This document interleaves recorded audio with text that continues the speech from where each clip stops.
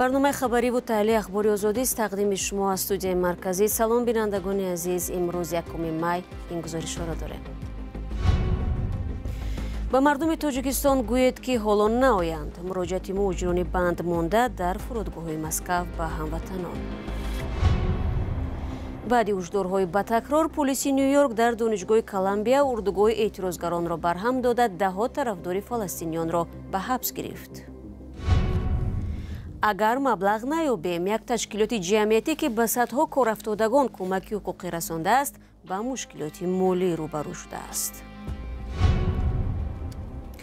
تاجیکستان یک باره با دهها دولت دنیا نظام ویزا را بیکار کرد. شروع از امروز 1 می شهروندان 25 کشور به مهلت 30 روز و زادگان از 55 ساله بالای 16 دولت به مدت تا 14 روز می توانند بدون ویزا به تاجیکستان سفر کنند.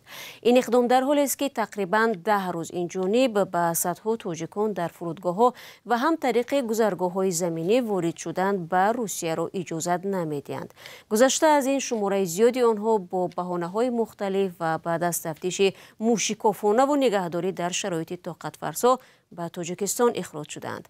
همکارم مومن احمدی با چندی از چنین مهاجران صحبت کرده بر پایه نوارهای آنها این گزارش را آماده نمود. این مقصد اینا مردم دسته رو شده میجده نمیته خوان اینا. فرودگاه ونوکووای مسکو مرزبانان روس به صدها مهاجر تاجیک اجازه وارد شدن به قلمرو روسیه را ندادند. با چیکار کنه بگذار کامera کنه باور کنه مردم تاجیکستان گوی که نبیه ولی وزارت کنه بله توش نه عذاب ببین. مقامات تاجیک نیز حالا سفر بر روسیه را توصیه نمی‌دهند. وزارت کارهای خارجه گفته است که بیش از 600 مهاجر تاجیک را پس از چند روزی بازداشت از فرودگاه ونوکووا به وطن اخراج کردند. مهاجران میگویند تشنه و گرسنه یک هفته حالی زار داشتند. فقط توالت بود تمام دیگه زلی خالی. یگون مگزین نبود. راست پیشمون محکم کردن. در اونجا ما مثال دبولی کافه даже ما وای مراجعت کردن که ما به وای بیارن خیلی مدرسه‌ای که وای هستن که کجنه شتاب آدمایی که کمتر بودن که آدمایی که معیوب بودن زن و فرزندا بودن در اونجا مثال کودکاشون کردی بودن даже آورد نآوردن درباره همون کمیکای یک جای میکردیم بسیار آدما درباره کافل خور رفتن بسیار همون زنکا رو در اونجا جو کردیم. در سند اخراج مهاجران گفته شده است که درباره هدف سفرشان بر روسیه معلومات نادرست دادند. مهاجران میگویند مرزبانان تلفن‌هایشان را گرفتند، ساعت‌ها مکاتبت در مسنجرها و صفحه‌های شبکه‌های اجتماعی آنها را جستجو کردند، ظاهراً تا عیب بیابند. وقتی تلفن ما را گرفتن در پیش ما اول تماشا کردن آیدی تلفن دیدن. آیدی تلفن دیدن و گفتن که تلفناتون در دست ما میمونه، پرول تلفنتون ما در گپ زنه. ما پرول تلفن گپ زنه وقتی سنه 29 با ما تلفن‌ها دادن. در اونجا ما در اومدیم دیدیم استوری یوتیوب وقتی که یوتیوب میدروید اونجا به استوری هست میدروید میبینید راه به فلسطین ویدیو تماشا کردگی راه به سوریه هم خیلی ویدیویی که پرووکاسیون است درباره اسلامی هم خیلی ویدیو تماشا کردگی. مقامات روسیه گفتند که تفتیش شهروندان خارجی یک چاره موقتی بوده، ضد مهاجران تاجیک نیست. تاجیکستان میگوید مقامات روس تنها مهاجران تاجیک را هدف قرار دادند. یک تا دخترک کیتاینکا بود و سرازو زنگ زدن و اومد رفت پاسپورتش اومدن و گرفتن برو بردن. بعد ای طرف ازبکستان دو کس بود، دو تا مرد. بعد 5 تا استودنت مراکو بود. تمام موندگی همه تاجیک بود. آیا همون یک روز هم ممکن نخوابیده باشم. ما اومدیم شب ساعت 12 یک شب ما دیو متاج برو بردن سر که گرفتن بردن شما. بسیاری بعد نخوابیدم. پس از حمله مرگبار به تالار کنسرتی کراکوس در مسکو که مقامات روسیه 12 شهروند تاجیکستان را به آن متهم کردند، آزار و اذیت مهاجران در روسیه افزایش یافت، از جمله در فرودگاه و گذرگاه‌های دیگری مرزی. گزارش همکارم مومین احمدی را تماشا کردید. تحولات اخیر در رابطه‌های تاجیکستان و روسیه از جمله بیانیه‌های حکومت تاجیکستان درباره بدرفتاری مقامات روس با مهاجران تاجیک، اعتراض رسمی بر روسیه از علامت‌های تیره شدن رابطه‌های دو کشور است که همدیگر را رسما شریک استراتژی می‌نامند. سبب بد شدن مناسبت‌ها حمله تروریستی به کراکوس است یا چیزی دیگر؟ همکارم خیرمان بقازاده در این باره صحبت داشت با انا ماتیویوا، تحلیلگر مقیم لندن، و از او از جمله پرسید که تا کجا بیانیه‌های سختی حکومت تاجیکستان درباره بدرفتاری با مهاجران جدی می باشد. طبیعی است که آنها می‌خواهند شهروندان خود را آرام کنند و بگویند که در فکر حمایت آنها و مثل آنها نگران هستند. از سوی دیگر می‌خواهند نشان دهند که آنها آرام ننشستند و بازیگر فعال هستند و اهرام فشار دارند. یعنی یک موقع متوازن را گرفته می‌خواهند بگویند که از حق مردم خود دفاع می‌کنند و همزمان نمی‌خواهند با روسیه رابطه‌ها را بد کنند و همه را برباد بدهند. Они, конечно, не хотят портить отношения с Россией так, чтобы после этого сжечь какие-то мосты.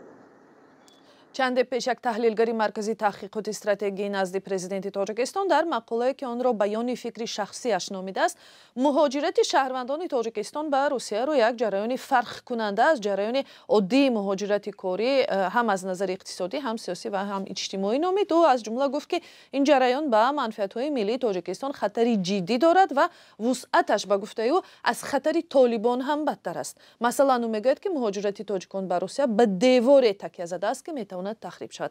نظر شما به این چیست و تا کجا این اندیشه واقعا هم میتواند بیانگری عقیده های شخصی این شخص باشد و یا چنین عقیده ها در حکومت تاجیکستان وجود دارد؟ Я думаю, что это все-таки мнение экспертов, потому что трудовая миграция...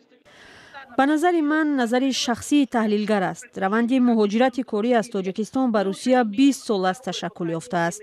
ما الکی نسل دوم مهاجران را داریم. آنها فرزندان پدرانی هستند که الکی تجربه مهاجرت را دارند. در تاجیکستان در این مدت ساحه‌های اقتصاد از حساب پول مهاجران شکل گرفتند. از این حساب مردم می توانند خانه‌های خوب بسازند، تعمیر کنند، آبادکاری کنند، چون که به همین درآمدها تکیه می کنند. از همین سبب مهاجرت یک بخش اقتصاد و اجتماعیات و همچنین فرهنگ هم هست. برای بسیار مردان جوان مهاجرت مثل یک مکتب زندگی شده است که از پستی و بلندی های آن گذشته آب و تاب می‌یابند. میان آنها همراهی پیدا می شود. در روسیه مهاجران به همدیگر کمک کرده دست یکدیگر را میگیرند. این یک پدیده بسیار کلان فرهنگی است که پوره آموخته نشده است. اینکه اقتصاد تاجیکستان و درآمد مردمش به روسیه وابسته است، خطرهای جدی در پی دارد. بی‌شبهه تاجیکستان از یک سو در فکر گوناگونسازی سمت‌های مهاجرت و با کار تامین کردن مردم می شود، اما تولد در کشور زیاد است. نیروی زیادی کاری به بازار وارد می شود و حکومت باید با این نیرو کاری بکند.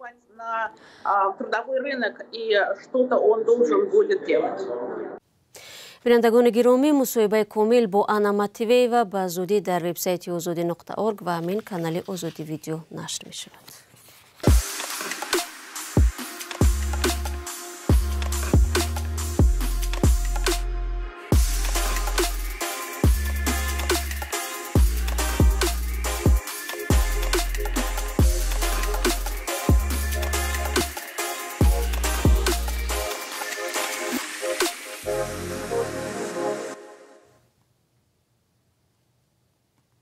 برنامه اخباری آزادی را ادامه می‌دهیم.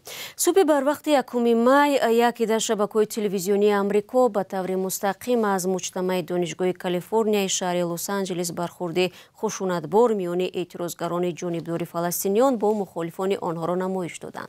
روزنامه این دانشگاه نوشته است که روی زمان آغاز یافت که جانبداران اسرائیل کوشش کردند خیمه‌گاه طرفداران فلسطینیان را ویران کنند. با درخواست رهبریت دانشگاه در بین دو گروه مخالف پلیس مستقر شده است. همکارمان کایو مرسیاتو گزارش می‌دهد که در دانشگاه کلمبیا نیویورک بعد چندین هشدار مقامات خیمه‌گاه جانبداران فلسطینیان را برداشتند. شب 3 اپریل در نتیجه عملیات پلیس نیویورک در دانشگاه کلمبیا ده‌ها اعتراضگر حبس شده خیمه‌های جانبداران فلسطینی‌ها برداشته شدند.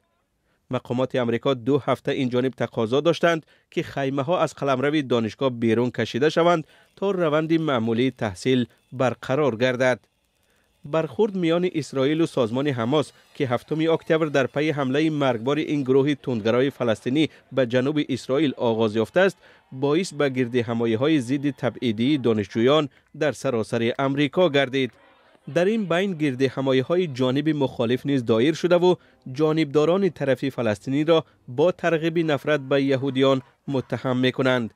در همین حال جانب طرفدار از فلسطینی ها و از جمله یهودیانی که مخالف عملیات نظامی اسرائیل در منطقه غزه می باشند اصرار می ورزند که آنها را به اساس ضد سامی عنوان می دهند. رو می‌آوریم به موضوعهای دیگر. در تاجیکستان تشکیلاتی که بیش از 10 سال اخیر به شهروندان برای بلندشوی معرفت حقوقی کمک می‌رساند و از حق صدها کار افتاده حمایت می‌کند، به مشکل مالی دچار شده است. سازماندهندگان دفتر آزادی‌های شهروندی حالا با امید دستگیری به مردم و خیرکاران مراجعت کردند. به ادعای آنها سرمایه‌گذاری نهادهای بین‌المللی کمتر شده است و این حالت ادامه فعالیتشان را در دوشنبه زیر سوال برده است. فرزان محمدی از کار این سازمان و وضع کنونی آن گزارش می‌دهد.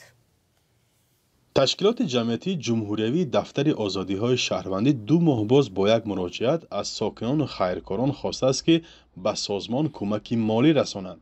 به گفته آنها این احسانکاری می‌تواند آینده جوانان و سازمان‌های ابتدایی را در تاجیکستان روشن سازد و کار صدها مراجعت کننده را آسان نماید.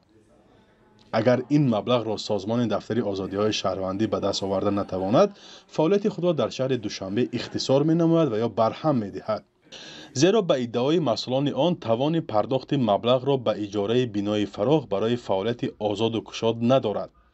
تشکیلات از بس که موقع جمعیتی دارد، طبق نشانداد مالکیت آن از جمله بنا هم خصوصیت جمعیتی را کسب خواهد کرد. برای یک تشکیلات جمعیتی که غیر تجارتی است و اکثریت خدمت‌رسانی خود را برای جامعه رایگان می‌رساند، خریداری این بنا این خیلی مشکل است. با اجاره گرفتن با نرخ و نوای دوشنبه خیلی مشکل است، زیرا گران است. این از بودجه ماهانه ما دیده بودجه ماهانه اجاره ما قریب 2 مرتبه زیادتر می‌ایستد. برای همین ما حرکت کرده ایستادیم که یگان بینای خریداری کنیم و فعالیت ما در شهر دوشنبه دوام یابد. دلرباز صمد و مدیر این سازمان میگوید برای تشکیل کردن فضای باز، اتاقهای کاری برای جوانان، درس‌آموزی و دیگر جمع آمد و بحث‌ها، بینای عبارت از 300 متر مربع لازم است که با نرخ بازار دوشنبه برابر به 3 میلیون سامانی میباشد. تا حال حدود 90,000 سامانی را جمع آورده توانستند. تشکیلات ماه اکتبر سال 2013 در وزارت عدلیه جمهوری تاجیکستان از قید دولتی گذشته و تا این دم مبلغ اجاره‌اش را از حساب سرمایه‌گذاری سازمان‌های بین‌المللی پرداخت می‌کرده است. اما حالا به گفته آنها دریافت مبلغ از چنین سازمان‌ها مشکل شده است. به گفته آنها در صورت کمتر شدن سرمایه‌گذارهای بین‌المللی به چنین تشکیلات‌ها دولت نیز بی‌اعتنایی کند، آنگاه سازمان‌های جمعیتی از بین می‌روند. و پیشنهاد اعضایان سازمان در آینده وکیلان پارلمان باید قانون به تجارت مشغول بودن یا فعالیت صاحبکاری اجتماعی چنین تشکیلات‌های جمعیتی را آموزد و به آن اجازه داده شود. این تشکیلات اساساً به جوانان در صف ارتش آسیب دیده و یا در حالت جلب به عسکری زیان جسمانی و روانی دیده کمک می‌کند. در آیین‌نامه تشکیلات نوشته شده است که مقصد اساسی آن این حفظ و پیشبرد حقوق‌های شهروندی و سیاسی انسان، حفظ و پیشبرد حقوق‌های دعوت شوندگان و خدمتچیان حربی، تحکیم نظارت شهروندی از بالای قوه‌های مسلح جمهوری تاجیکستان و امثال اینهاست. فرزان محمدی، رادیو آزادی شهری. گزارش‌های مفصل ما را شما میتوانید در آزادی ویدیو یوتیوب تماشا کنید. و یک خبر دیگر، دادگاه ایران حکم قتل بابک زنجانی که در تاجیکستان سرمایه داشت به اعتبار و آن را به 20 سال زندان عوض کرد. سال 2016 دادگاه در تهران بابک زنجانی و 2 متهم دیگر را که به فساد اقتصادی محاکمه می‌شدند به اعدام محکوم کرده بود. تفصیلات در وبسایت ما. دوستان عزیز، رسیدیم به پایان نشر نوبتی برنامه اخباری آزادی. تشکر که این 15 دقیقه با ما بودید. خبرهای بیشتر را میتوانید در وبسایت azadi.org دسترس نمایید. همچنین صفحه های رادیو آزادی در فیسبوک، اینستاگرام، تیک تاک و تلگرام در خدمت شما است. ما را پیگیری کنید تا دیدار نوبتی. خدا نگهبان هر یک شما باشه.